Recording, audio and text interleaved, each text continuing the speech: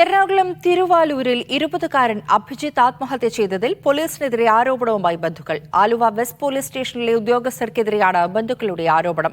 BJP നേതാവ് മർദ്ദിച്ചതിന് അഭിജിത്ത് നൽകിയ പരാതി പോലീസ് സ്വീകരിച്ചില്ലെന്നും പകരം അഭിജിത്തിനെ കസ്റ്റഡിയിലെടുത്ത് പോലീസ് മർദ്ദിച്ചെന്നും ബന്ധുക്കൾ ആരോപിക്കുന്നു. ഏപ്രിൽ 12-ന് തിരുവാലൂരിലെ പ്രാദേശിക ബിജെപി നേതാവായ സുരേഷുമായുണ്ടായ വാക്കുതർക്കത്തിൽ അഭിജിത്തിന് മർദ്ദനമേറ്റിരുന്നു. തുടർന്ന് മർദ്ദനമേറ്റ അഭിജിത്ത് ആശുപത്രിയിൽ ചികിത്സ തേടിയതിനു ശേഷം ആലുവ വെസ്റ്റ് പോലീസിൽ പരാതി നൽകിയെങ്കിലും പോലീസ് നടപടിയെടുത്തില്ലെന്നാണ് ബന്ധുക്കളുടെ ആക്ഷേപം. മാത്രമല്ല, സുരേഷ് നൽകിയ പരാതിയിൽ ക്ഷേത്രനടയിൽ നിന്ന അഭിജിത്തിനെ അറസ്റ്റ് ചെയ്ത പോലീസ് മർദ്ദിച്ചുവെന്നും ബന്ധുക്കൾ പറയുന്നു. എന്റെ കേസ് അവര് കൺസിഡർ ചെയ്തില്ല എന്നുള്ളതാണ് സത്യം. അത് കഴിഞ്ഞ് 12-ാം തീയതി തന്നെ ഉച്ചയ്ക്ക് പ്രസാദൂട്ട് കഴിക്കാൻ പോയ അവനെ പോലീസുകാരെല്ലാവരും കൂടെ ചേർന്ന് തിരുവാലൂര് മഹാദേവ ക്ഷേത്രത്തിന്റെ മുമ്പിൽ നിന്ന് പിടിച്ചുകൊണ്ട് പോവാണ്. ഒരു കാരണവും കൂടാതെ കരുതൽ തടങ്കിൽ വെക്കണം എന്ന് പറഞ്ഞിട്ട് പിടിച്ചുകൊണ്ട് പോവുകയാണ് ചെയ്തത്.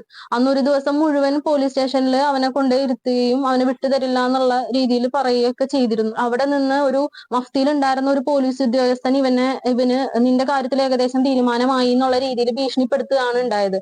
ഏവിയേഷൻ വിദ്യാർത്ഥി കൂടിയായ അഭിജിത്ത് സ്റ്റേഷനിൽ നിന്ന് വന്നതിനു ശേഷം സഹോദരിയെ വിളിച്ച് പോലീസ് സ്റ്റേഷനിൽ നേരിട്ട പീഡനം പങ്കുവച്ചിരുന്നു. തുടർന്ന് 16-ന് ആത്മഹത്യ ചെയ്യുകയായിരുന്നു. ഈ പോലീസ് സ്റ്റേഷനിൽ ഇവനെ പിടിച്ചുകൊണ്ട് വെച്ച സമയത്ത് ഇവനെ അവിടെ ഉണ്ടായിരുന്ന SI മർദ്ദിച്ചുവെന്നും അവൻ പറഞ്ഞിരുന്നു. ഇവൻ പരാതി കൊടുത്തത് അവർ കൺസിഡർ ചെയ്യാതിരിക്കുകയും ഇവനെതിരെ ഇവര് കേസെടുക്കുകയാണ് ചെയ്തത്. അപ്പൊ ഇതിലെല്ലാം അവന് മാനസികമായിട്ട് വളരെയധികം ബുദ്ധിമുട്ടുണ്ടായിരുന്നു. അന്ന് മരിക്കുന്നതിന്റെ അന്ന് രാത്രി അവൻ എന്നെ വിളിച്ചതെല്ലാം പറയുകയുണ്ടായിരുന്നു. പോലീസ് ഉദ്യോഗസ്ഥർക്കെതിരെയും അഭിജിത്തിനെ മർദ്ദിച്ചവർക്കെതിരെയും നടപടിയെടുക്കണമെന്നാവശ്യപ്പെട്ട് മുഖ്യമന്ത്രിക്കടക്കം പരാതി നൽകിയിരിക്കുകയാണ് അഭിജിത്തിന്റെ ബന്ധുക്കൾ. മീഡിയ 1 കൊച്ചി.